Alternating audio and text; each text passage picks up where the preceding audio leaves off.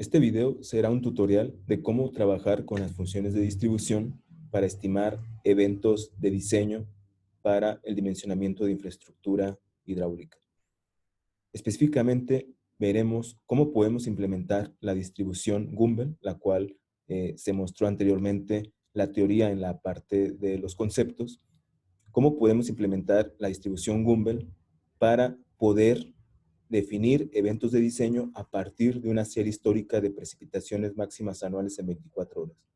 Específicamente, el ejercicio que se abordará pues será estimar precipitaciones de diseño con base a la serie de precipitaciones máximas anuales en 24 horas en la estación climatológica Coquimatlán. Y vamos a ir paso a paso, ir calculando algunas de las cuestiones que planteamos aquí. Vamos a realizar el análisis de frecuencias con la distribución Gumbel. Eso implicará construir el histograma de frecuencias, ver el comportamiento del histograma, cómo se presenta la distribución de las precipitaciones, calcular los parámetros de la distribución y poder construir la ecuación del modelo estadístico. También calcularemos cuál es la probabilidad de que en un año cualquiera la precipitación sea mayor o igual a 300 milímetros. También veremos cuál debe ser la precipitación de diseño para una infraestructura que se desea diseñar para un periodo de retorno de 200 años. Y también veremos cuál es el error que tenemos al asumir este modelo. Y para eso utilizaremos la ecuación del error cuadrático mínimo o el estadístico del error cuadrático mínimo. Y finalmente generaremos el gráfico en el que se presentarán los datos observados con respecto a los datos estimados con el modelo estadístico. Si pueden ver, continuaremos trabajando con los datos de la estación climatológica Coquimatlán. Tenemos aquí de este lado, son aproximadamente 65 datos. Es la serie del día que más llovió en cada uno de los años, del 1949 al 2015, retirando aquellos años en los que no cumplían con el mínimo de datos. Entonces comenzaremos por construir el histograma de frecuencias de la serie. Para eso tomaré los datos de la serie.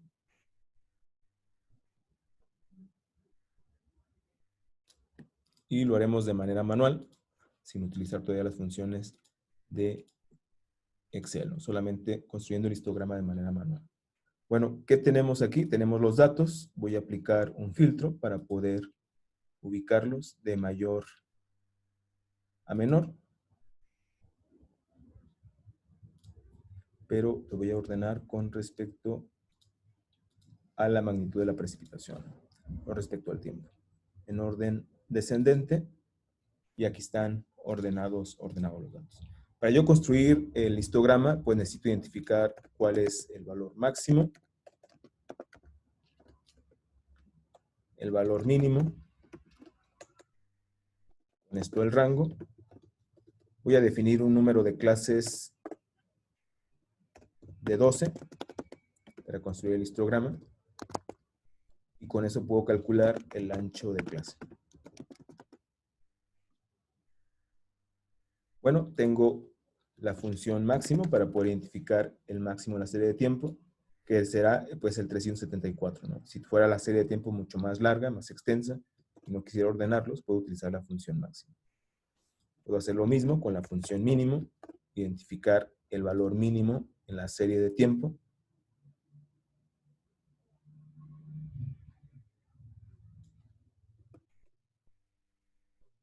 Y obtenido el máximo y el mínimo, puedo proceder a calcular el rango, ¿no? Que no es más que restarle al valor máximo el valor mínimo de la serie de tiempo. Y me queda un rango de 335.9.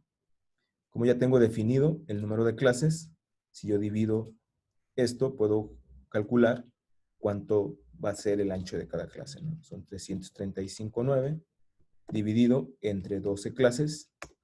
Sé que tendré 27.99 el ancho de cada una de las clases. Ahora construiré la tabla para el histograma de frecuencia, en la cual colocaré el número de clase,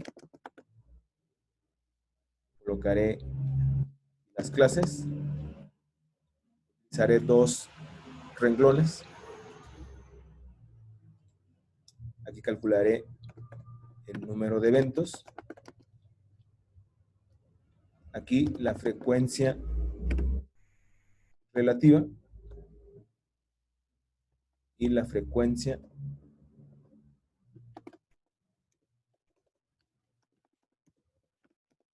acumulada. Y esto los iré moviendo para acá.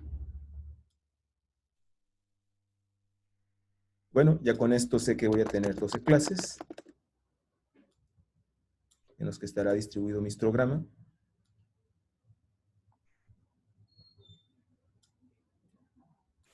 Y entonces voy a empezar con los límites, ¿no? Sé que empezará por el valor mínimo, que será 38.5, será el límite inferior de esta clase. El límite superior, pues será 38.5 más el ancho de clase. Y este será, pues, el límite anterior. Y este se irán sumando, ¿no? Lo voy a amarrar para poderlo hacer de forma más rápida, el cálculo de los límites de las clases. Entonces el siguiente llegará a 94. Agarro estos dos últimos, los corro para las 12 clases y llego al cálculo de todos los límites para las 12 clases, ¿no? Aquí están calculadas. El límite inferior, el límite superior de la clase número 12, pues tendrá que ser el máximo, ¿no? Que es 3374.4. Ya con esto puedo definir cuántos eventos tengo en cada clase, ¿no? Si revisamos entre 38.5 y 66.49, 38.5 y 66.49, puedo identificar el número de eventos que tengo, ¿no? Y si podemos observar, tengo un total de 16 eventos que caen dentro de esta clase, ¿no? 16 eventos.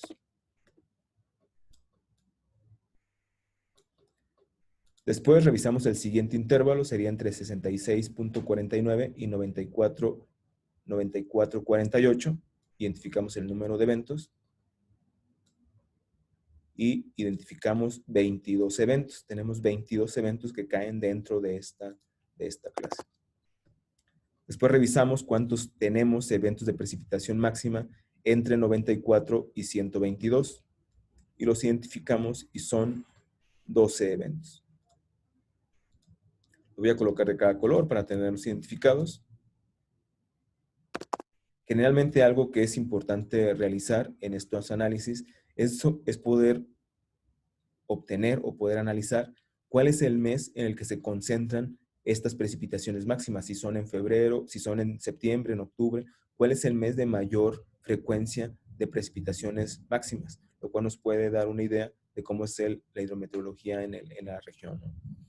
Después tenemos el intervalo entre 122 y 150 y tenemos un total de 7 eventos. Después, entre 150 y 178, tenemos solamente un evento. Posteriormente, entre 178 y 206.45, tenemos 2 eventos.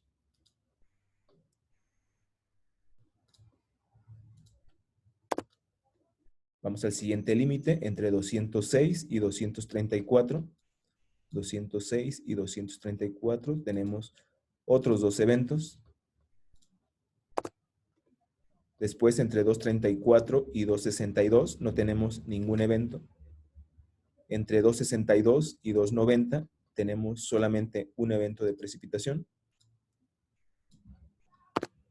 Entre 290 y 318 no tenemos ninguno. Entre 318 y 346 no tenemos ningún evento.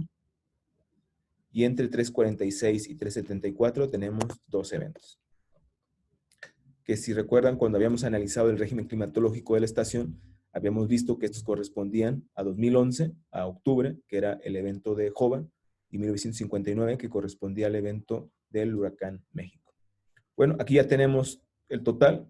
Nos tendría que sumar el número total de datos que tenemos en la serie de tiempo, y pues son 65, ¿no? Entonces vemos que es correcto. Pudimos obtener el número de eventos de manera correcta. Ya con esto podemos calcular la frecuencia relativa y poder dividir el número de eventos entre cada clase dividido entre el total de eventos, ¿no? Amarramos este elemento y ya tenemos calculada la frecuencia relativa para esta clase. Lo hacemos para todas y al final pues tendría que sumarnos 1, ¿no? Porque es toda la frecuencia acumulada. Ahora vamos a ir acumulando la frecuencia para obtener el histograma de frecuencia acumulada. Sabemos que es este más este y al final tendremos que llegar a 1. Ya, aquí tenemos totalmente construida la tabla del histograma de frecuencias. Lo único que nos faltaría pues sería generar el gráfico correspondiente a esta tabla. Empezaremos por el de la frecuencia relativa. Introduciremos un gráfico de barras. Y con este gráfico de barras realizaremos la construcción del histograma de frecuencia relativa. En Y colocamos la frecuencia relativa y en X colocamos las clases. Vamos a aceptar y aquí tenemos el gráfico generado.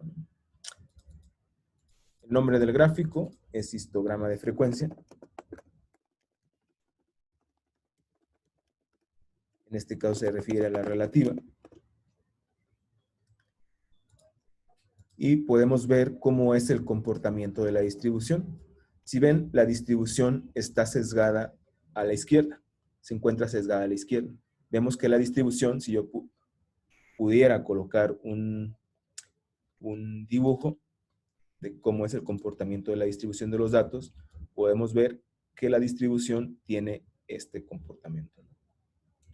La densidad de probabilidad tendría este comportamiento. Entonces, la distribución está sesgada. La distribución no es central, no está normalmente distribuida como una distribución normal, como una campana de Gauss, sino que está sesgada a la izquierda.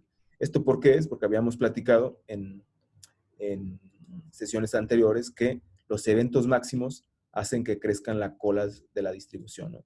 Estas colas de la distribución hacen que se sesgue la misma. Y son por los eventos ciclónicos, ¿no? Los eventos ciclónicos son los que generan este sesgo. Y es lo que vamos a observar generalmente en el comportamiento de máximos en sitios muy cercanos a la costa, ¿no? Como toca al estado de Colima. Bueno, vamos a continuar y ahora lo que haremos es la construcción del histograma de frecuencia acumulada. Aquí le añadiré lo que tiene que ver con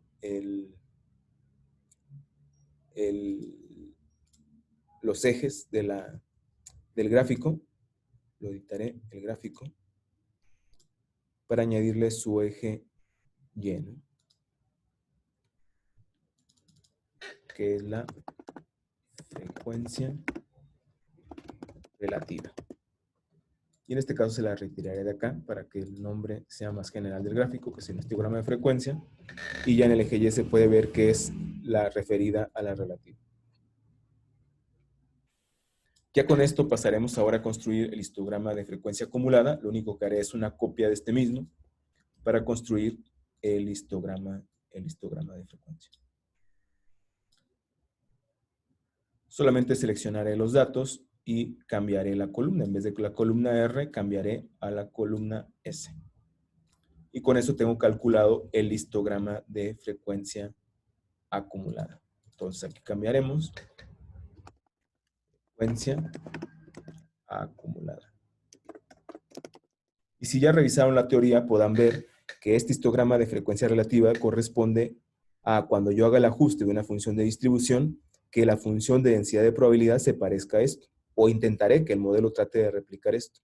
Y en la función de distribución acumulada intentaré que el modelo trate de representar mis datos, ¿no? Porque esto es con respecto a los datos. Y lo que intentaré es que el modelo replique el comportamiento de esta serie.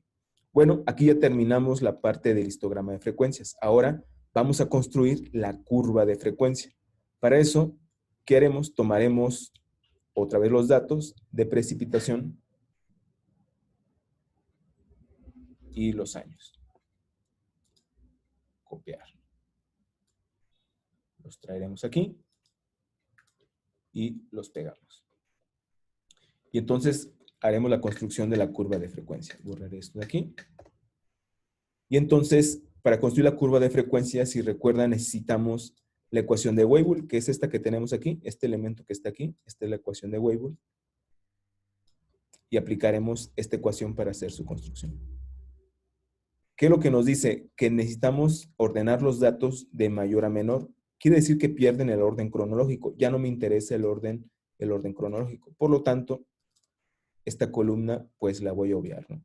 Antes lo voy a ordenar, le voy a aplicar un filtro y voy a decir y le voy a mencionar que la precipitación máxima me la ordene en orden descendente. Es decir, que el mayor vaya en la parte superior. Ya no me interesan los años, me interesa ordenarlos en un orden de mayor a menor, que si recuerdan, al aplicar la ecuación de Weibull es la letra M. Entonces, M será el número de orden, ya se deje el orden cronológico, ya no me interesa, y será 1, 2, 3, 4, así el orden hasta llegar al valor inferior dentro de la serie histórica, que llega en el 38.5. Ya con esto podemos proceder a calcular el periodo de retorno en años, que es el periodo de retorno de la serie histórica. Estoy calculando el periodo de retorno de la serie histórica. Entonces, lo que haremos es poder calcular el número total de datos. Ocupo el número total de datos, sé que son 65, y aplicaremos la ecuación. Dice n más 1, n es fijo, 65, no va a cambiar, por lo tanto lo voy a amarrar con el símbolo de moneda, más 1 y dividido entre el número de orden. En este caso, 374.4 tiene 1. Me da 66 años, sería el periodo de retorno de este evento, es decir, que este evento tiende en promedio y a la larga a presentarse una vez cada 66 años, ¿no? Puede ser igualado ese evento o excedido cada 66 años, de acuerdo con la definición de periodo de retorno. Aquí tenemos todos los periodos de retorno de cada uno. Si ven, el mínimo valor, 38.5, tiende a presentarse cada 1.02 años. Es un evento bastante recurrente y una frecuencia muy alta de presentarse cada año. Ahora, ya que tenemos los periodos de retorno, si recordamos, tenemos dos cosas. Una, que es que podemos calcular las probabilidades de excedencia y de no excedencia. Yo puedo calcular la probabilidad de excedencia de cada uno de esos eventos con base a esta ecuación, que me dice que la probabilidad de excedencia de un evento aleatorio X sea mayor o igual que el evento total de la muestra sea 1 entre el periodo de retorno. Entonces aquí calcularé la probabilidad de excedencia.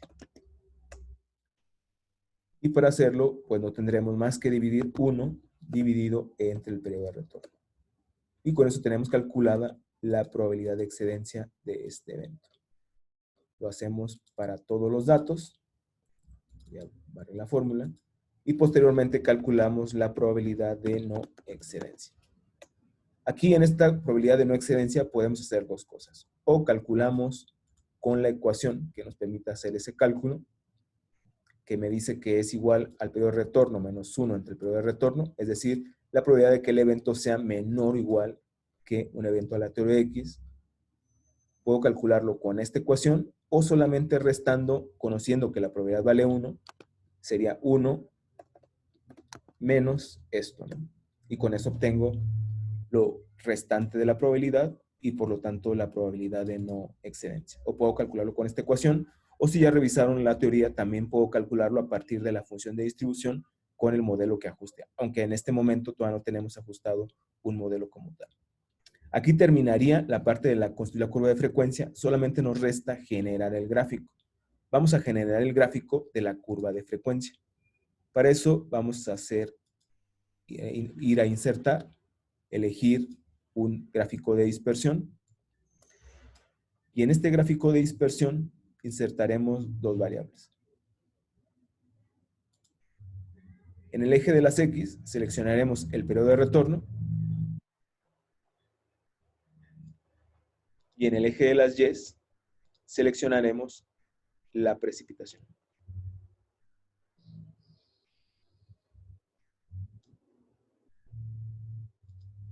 Y le damos a aceptar. Y ya tenemos construida nuestra curva de frecuencia. editaría aquí los títulos. Este será curva de frecuencia y generalmente se coloca la variable que es HP max, altura de precipitación máxima anual en 24 horas. Ahora podemos también editar los ejes. En el eje de las Y sabemos que tenemos altura de precipitación máxima en 24 horas. Y en el eje de las X colocaremos periodo de retorno en años.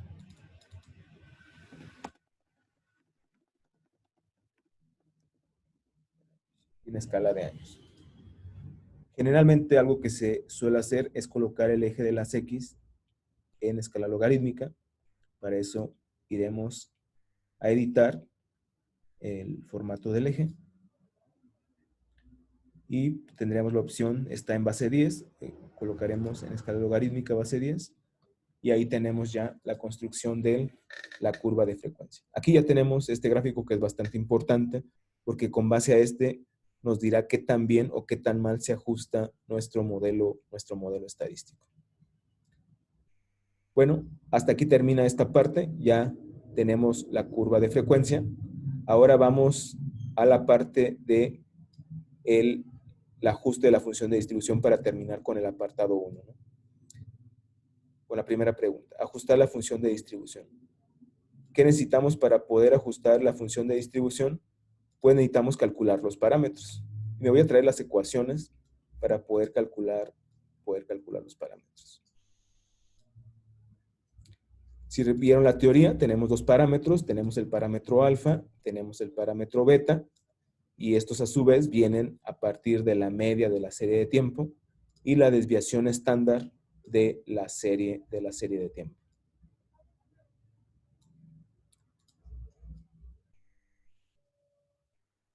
Voy a colocar aquí las ecuaciones para que nos haga más fácil el cálculo.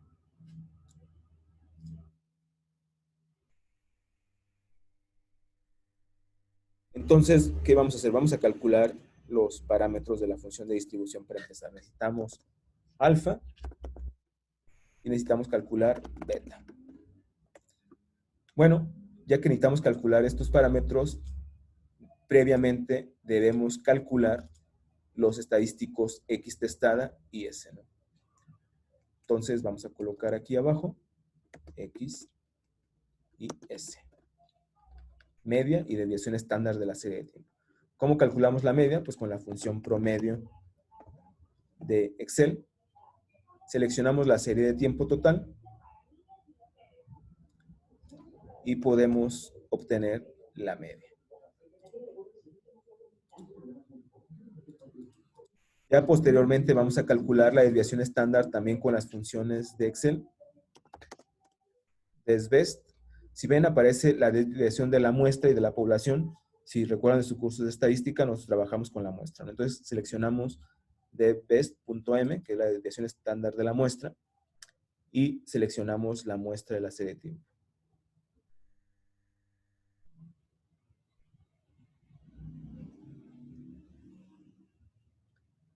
Aquí tenemos todos los datos y aquí ya tenemos el cálculo. Nos da 65.889. Sería lo mismo que aplicar esta ecuación, ¿no?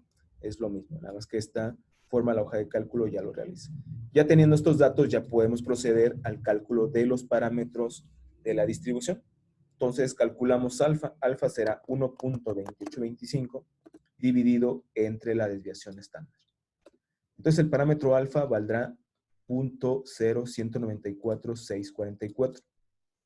Y el parámetro beta valdrá la media menos 0.45 que multiplica a la desviación estándar. Cierro paréntesis y con eso obtengo el parámetro beta. Y ya tengo calculado cuál es el valor de los dos parámetros. Por lo tanto, ya tengo el modelo estadístico. Este es bastante sencillo, no es muy complicado el modelo estadístico de Gumbel, ¿no? El modelo estadístico Gumbel. Un poco más complicado resulta la log normal. Bueno, ya aquí tengo calculado los parámetros. Entonces, ¿cómo es mi modelo estadístico? Pues el modelo estadístico es el siguiente. Voy a hacer una copia de este, lo voy a pegar aquí y lo voy a hacer más grande para que lo puedan todos observar. ¿Qué pasa? Que yo conozco ya el valor de alfa. Alfa vale 0.01946 y beta vale 74.1236. Este es el modelo estadístico para esta serie de tiempo. Es el que me va a permitir inferir eventos o inferir probabilidades. ¿Qué es lo que puedo hacer a partir de esto? Bueno, yo puedo definir para un cierto evento cuál es la probabilidad f de x. Evaluar ese evento f de x, que puede ser cualquier variable. En este caso son precipitaciones. Si vieron la presentación de la teoría, pues generalmente en hidrología trabajamos con precipitaciones o con caudales. En el curso solamente trabajaremos con precipitaciones. Y bueno, aquí yo puedo ya obtener la probabilidad. ¿Qué pasa? Que si yo quisiera obtener para una cierta probabilidad cuál es el valor del evento, pues despejo de aquí el valor de x, ¿no? Y les había mencionado en la presentación anterior de la teoría que yo puedo llegar a esta fórmula de manera matemática, se puede demostrar, ¿no? Yo solamente tengo que despejar de aquí x con el inverso del neperiano, que es el logaritmo natural, y podría llegar a esta ecuación. Y con esta ecuación inferir eventos a partir de una probabilidad f de x, que yo sé que f de x en realidad es esta parte de aquí, ¿no? Es lo mismo que esta parte. A partir de la definición de los conceptos que habíamos visto de los periodos de retorno, que está acá en esta ecuación. Bueno, ya tenemos ajustado la función de distribución Gumbel. Vamos a ver, entonces, una vez cumplido el primer apartado,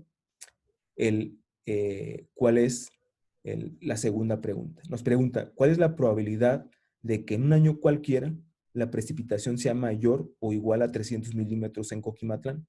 ¿Cuál es la probabilidad de que sea mayor o igual a 300 milímetros en Coquimatlán? Bueno, pues tenemos que utilizar esta ecuación.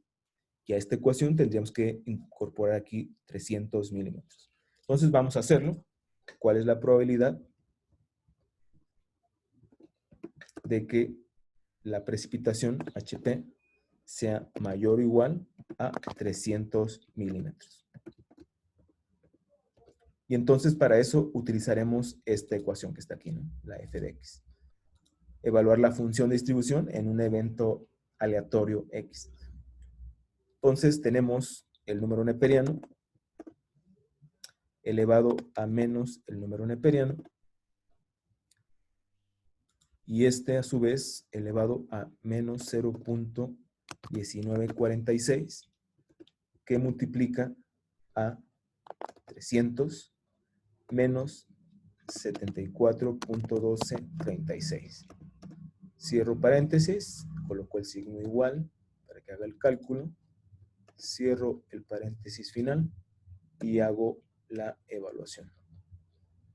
Me da 1, voy a calcularlo aquí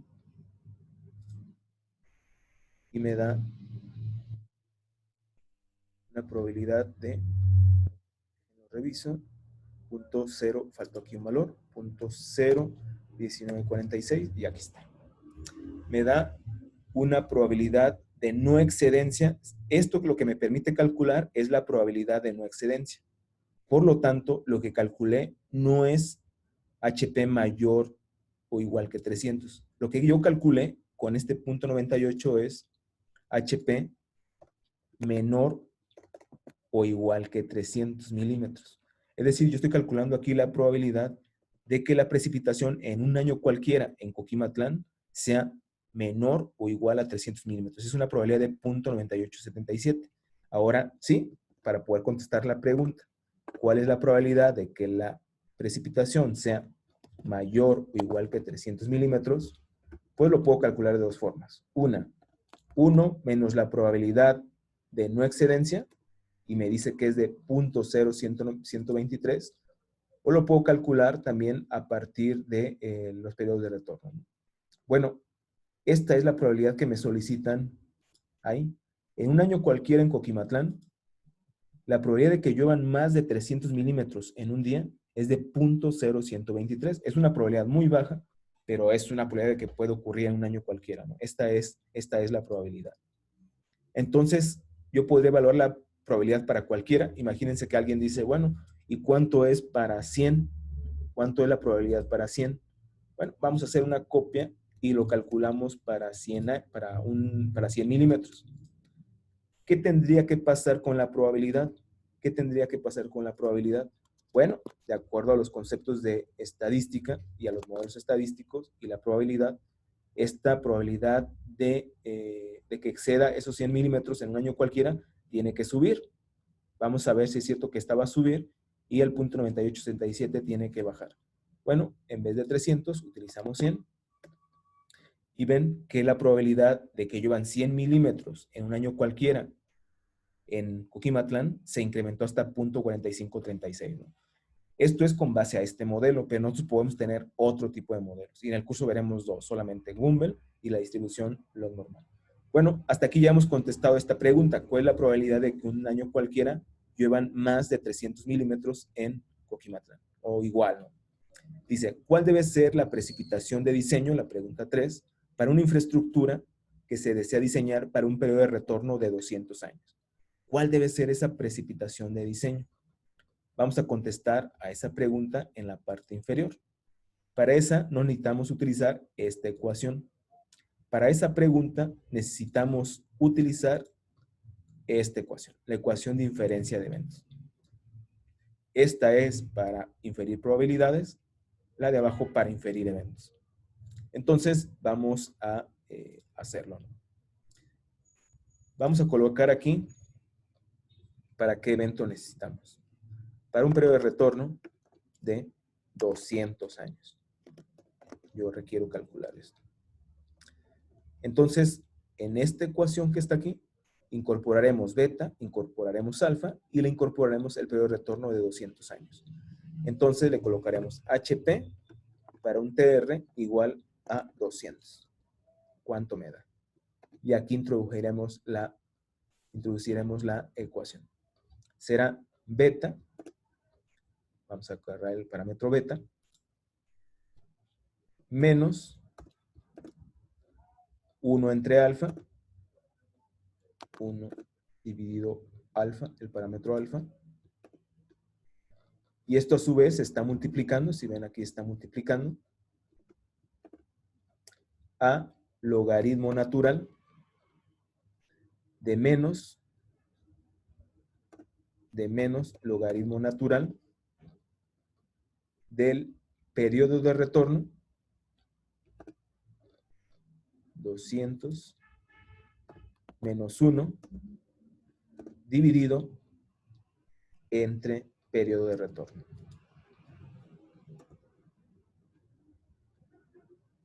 Dorado, cierro el rojo y cierro el paréntesis negro y aquí lo debe calcular. Y aquí ya está estimada con base a esta ecuación cuál debe ser el evento de diseño para esa infraestructura que requiero diseñar para 200 años. El evento de diseño será de 346 milímetros de lluvia si diseño para 200 años. Todavía no sabemos qué también ajusta el modelo, lo vamos a ver más adelante. Ahorita solamente estamos utilizando la inferencia de eventos o la inferencia de probabilidades. Bueno, esta sería la respuesta. Ustedes tendrían que decir, bueno, si requieres diseñar para 200 años, pues tu evento será de 346 milímetros de lluvia. Esa es la precipitación de diseño que debes de tomar para el dimensionamiento. Vamos a ver la siguiente pregunta y dice, estimar el error cuadrático mínimo en el modelo estadístico. ¿Cómo estimo el error cuadrático mínimo en el modelo estadístico? Bueno, para eso vamos a hacer lo siguiente, ¿no? Voy a mover esta parte de aquí hasta acá. Y voy a colocar aquí cómo evaluar el error en el modelo estadístico. Para eso vamos a utilizar la ecuación del error cuadrático medio. Esta ecuación lo que dice es que yo al dato observado le tengo que restar el dato calculado, lo tengo que elevar al cuadrado, lo tengo que hacer la sumatoria, dividirlo entre el número total de datos y elevarlo a la 1/2, es decir, sacar la raíz. Entonces vamos a hacerlo aquí. Voy a tener aquí los datos. Aquí tengo los datos de precipitación. Voy a agarrar estos.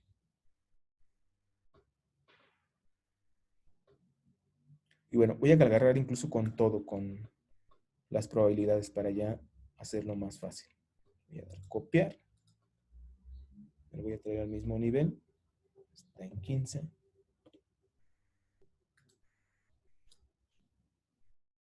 Voy a dar pegado especial. Valores. Y aquí está. Muy bien. ¿Qué tengo que hacer? Yo tengo aquí los datos observados. Estos de aquí son los datos observados.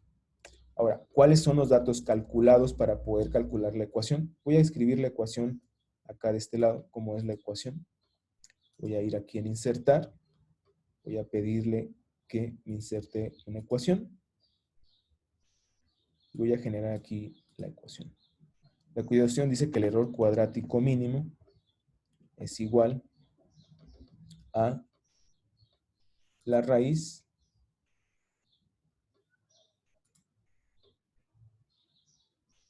de una fracción que abajo tiene n, el número total de datos, y arriba tiene una sumatoria. Desde i igual a 1 hasta n, en el cual tengo lo siguiente. Tengo x observada menos x calculada elevado al cuadrado. Esta es la ecuación que vamos a utilizar para poder inferir el error en el modelo, qué error tiene el modelo. Y para poderlo calcular necesitamos algo, ¿no? Que resulta obvio. ¿Cuáles son los datos calculados? Yo tengo los datos observados, pero ¿cómo obtengo los datos calculados? Entonces voy a colocarle aquí datos calculados. Y son precipitaciones. Ahora, ¿cómo las obtengo? Bueno, pues necesito recurrir a esta misma ecuación. A cada evento observado, yo tengo su periodo de retorno. Entonces, agarraré su periodo de retorno, lo introduciré a la ecuación y con los parámetros de la función podré decir, para este 374.4, ¿cuánto me predice el modelo? ¿No? ¿Cuánto es el dato que me predice el modelo? Para hacerlo más sencillo, haré la copia de este valor, de esta ecuación.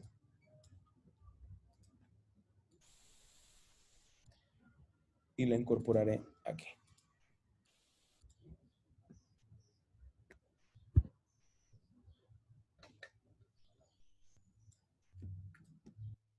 Aquí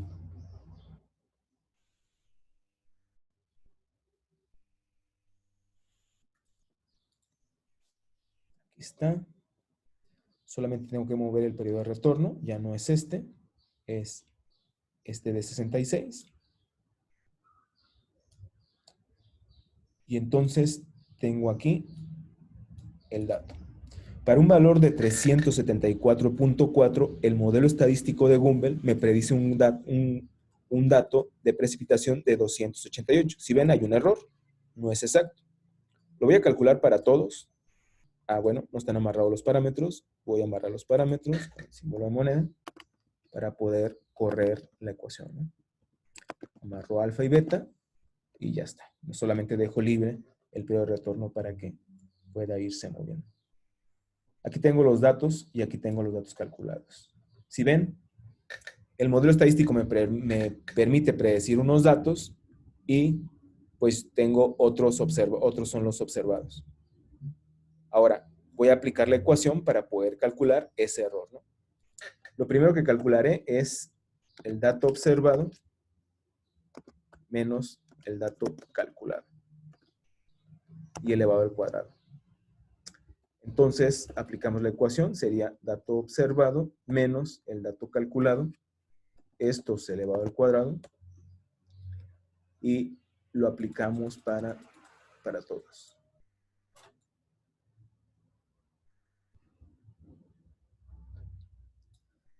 Ahora, ¿qué hacíamos con este? De acuerdo a la ecuación, necesitamos hacer la sumatoria, desde igual a 1 hasta 65. Entonces, hacemos aquí la sumatoria de todos y nos da 35,444, ¿no? Verifico que sí está haciendo la suma de todos. Podemos identificar lo que sí hace la suma de todos los datos. Y ahora lo que calcularemos a partir de este cálculo, pues es poder definir la parte siguiente de la ecuación, que es el error cuadrático mínimo dividiendo entre el número de datos y haciendo el cálculo de lo que tiene que ver con los datos, el número total de datos. Bueno, aquí tengo la suma. Lo que voy a hacer ahora es dividir entre el número total de datos. Yo sé que el error cuadrático mínimo va a ser el siguiente. Va a ser tomar este valor, dividirlo entre el 65, que son el número total de datos, y esto elevarlo a la 1 medio o a la 0.5, y con eso obtengo el error cuadrático mínimo. En este caso, el error cuadrático mínimo con la distribución Gumbel me da de 23.352. Este es el error que tengo. Ahora, ¿cómo sé qué tan bueno es el modelo? Bueno, tengo que ajustar muchos modelos y ver cuál es el que tiene el mínimo error. Aquel que minimiza el error será el mejor modelo. Ahora, ya está resuelta la pregunta de cuál es el error. Este es el error, 23.352. Ahora vamos a ir a la siguiente pregunta. Y la pregunta es generar el gráfico de datos observados y datos estimados con el modelo estadístico. Entonces vamos a estimar eventos con el modelo estadístico. Vamos a hacer lo siguiente. Yo voy a estimar aquí para algunos periodos de retorno. Imagínense que yo quiero diseñar infraestructura para 100, 200, 500 y para 1000 años. Entonces, pues tengo que tener aquí periodo de retorno en años. Entonces, requiero para 1000, requiero para 500, requiero para 200 y requiero para 100. Ya con esto, ahora voy a definirle cuáles son mis HPs para estos valores de acuerdo al modelo. Porque ya no tengo, aquí no tengo observados, ¿no? Aquí solamente voy a inferir con el modelo qué valores me predice el modelo para poder dimensionar infraestructura para estos periodos de retorno tan altos, ¿no? Son eventos de una frecuencia muy baja y de un periodo de retorno muy, muy alto. Entonces, vamos a estimar el evento de 1000 años. ¿Cómo lo estimo? Pues necesito la misma ecuación esta, ¿no? Que es la diferencia. Es esta misma ecuación, la diferencia estadística. Para hacerlo más rápido, solamente la copiaré y la voy a pegar aquí.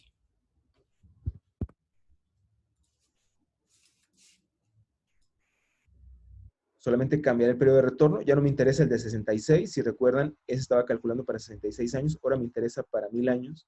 Los parámetros no cambian, son los mismos, alfa y beta. Y este es el evento de precipitación. Me dice que para 1000 años, la distribución Gumbel me da una precipitación de 428. Si fuera a diseñar para 500, sería 393, para 200, 346 y para 100, 310 milímetros. Y aquí ya tengo el total de datos. Si ven, hay un error evidente. Es que el modelo estadístico está subvalorando la precipitación. ¿Por qué? Porque este evento inferido con la distribución me da 310. Mientras que la serie histórica, ya para 66 años, me da 374.4. Quiere decir que el modelo no es tan bueno, no se está ajustando tan bien a los registros, ¿no? Vamos a comprobarlo esto a través de la construcción del gráfico final, que es el que se presenta con agua, con los resultados del análisis de frecuencias. ¿En qué consiste este gráfico? Este gráfico consiste en lo siguiente. Colocar aquí los datos inferidos. Voy a colocar aquí los periodos de retorno que sí son observados, ¿no? Tengo datos para estos periodos de retorno observados. Los seleccionaré y los copiaré como valor.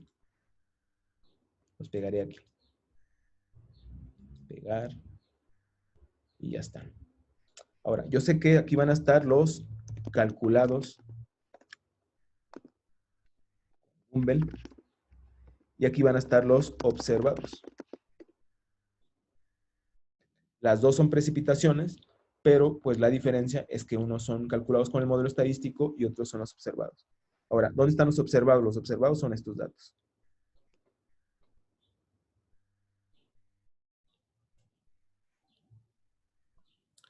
Voy a hacer una copia de ellos y los colocaré acá. Yo no tengo observados para 100, 200, 500 y 1000 años. Entonces, solamente tengo de 66 hacia abajo, ¿no? Y aquí están. Ahora, me faltan los calculados para los mismos periodos de retorno de los observados, que son estos que están aquí.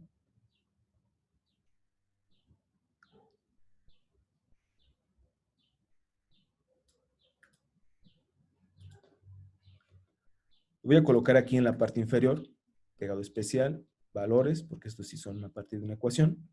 Entonces, aquí tengo los datos. Ya, con este puedo generar la curva final que me solicita, la curva de ajuste del modelo estadístico que solicita Conagua en sus estudios hidrológicos, ¿no? ¿Qué necesito hacer? Voy a insertar nuevamente un gráfico de dispersión como este. Voy a segregar dos series. La primera serie, voy a ir a seleccionar datos, serán, le voy a colocar de nombre, datos observados. En X tendrá el periodo de retorno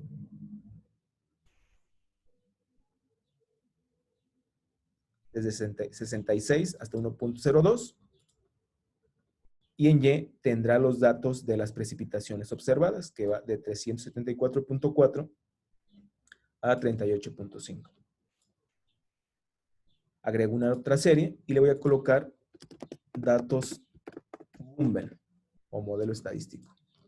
Selecciono en X los periodos de retorno desde 1.02 hasta 1000.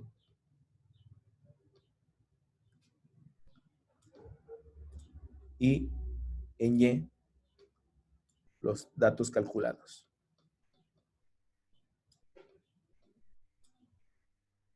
Aceptar. Y ahora reviso mi curva. Si ven, la tengo así. Voy a colocarle aquí de título análisis de frecuencias. Este es el reporte final del análisis de frecuencias, ¿no? Ya lo vamos a editar, le colocamos aquí análisis de frecuencias y vamos a cambiar nuevamente el eje de las X a escala logarítmica. Y aquí tenemos la escala. Ahora, el eje de las Y es precipitación. Vamos a colocar aquí HP max minúsculas, HP max anual en 24 horas en milímetros. Y en el eje de las Y tenemos periodo de retorno en años. Muy bien, ya con esta información lo que vemos es que tenemos las dos series de tiempo. Ahora, un comentario con respecto a las series de tiempo. Una es información puntual observada. Esa la tengo que graficar en manera de puntos. La otra es una función de distribución, es un modelo estadístico, un modelo en que puedo tener información en cualquier punto. Yo lo estimé para puntos definidos, pero en realidad esa función me puede dar resultados en cualquier parte. Por lo tanto, ese lo tengo que graficar como una línea, no como un punto, no como puntos. Entonces voy a cambiar el formato del gráfico, pero solamente de los puntos de la serie de datos Gumbel o datos calculados. Para eso voy a ir a formato de serie de datos. Voy a colocar, quitar el marcador, sin relleno, sin línea, y le colocaré una línea sólida que sea roja. Aquí está. Ahora sí, le agregaré las etiquetas para que me muestre cuál es cuál de cada una de las dos. Y aquí tenemos, ¿no? Datos calculados, datos observados. Ahora sí, este es el modelo estadístico ajustado la distribución Gumbel y mis datos observados. Si ven, en esta parte el modelo tiende a sobreestimar, pero en esta parte subestima muchísimo los datos, ¿no? Muchísimo los datos. Para un periodo de retorno de 100 años, el valor esperado es este. Es decir, yo ingreso, entro a las herramientas de dibujo para hacerlo más fácil. Es decir, que si yo ingreso en los datos de en 100 años, subiría en esta línea, tocaría aquí y me movería a la izquierda y encontraría el evento de diseño. Pero ¿qué pasa? Que el año para este periodo de retorno de 66 años de los observados, yo tengo un evento superior. Entonces, uno esperaría que un modelo mejor ajustado hiciera algo como esto, ¿no? No tanto como esto, porque vemos que está subestimando en toda esta parte el modelo estadístico. Por lo tanto, no es un buen modelo. Ahora, ¿puedo tener otros modelos? Claro, puedo ajustar otros modelos y obtener un mejor modelo de inferencia estadística. ¿Por qué? Porque este puede poner en riesgo de fallo mi infraestructura, ¿no? Al hacer un subdimensionamiento de la misma. Y bueno, en el siguiente video veremos cómo podemos ajustar una función de distribución log normal y lo podemos comparar con respecto a los resultados que obtuvimos aquí en este análisis, ¿no?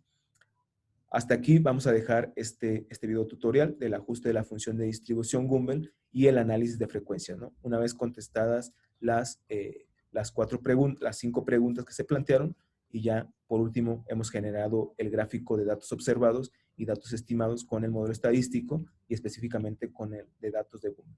Y en el siguiente tutorial podremos ver el ajuste con la distribución log normal.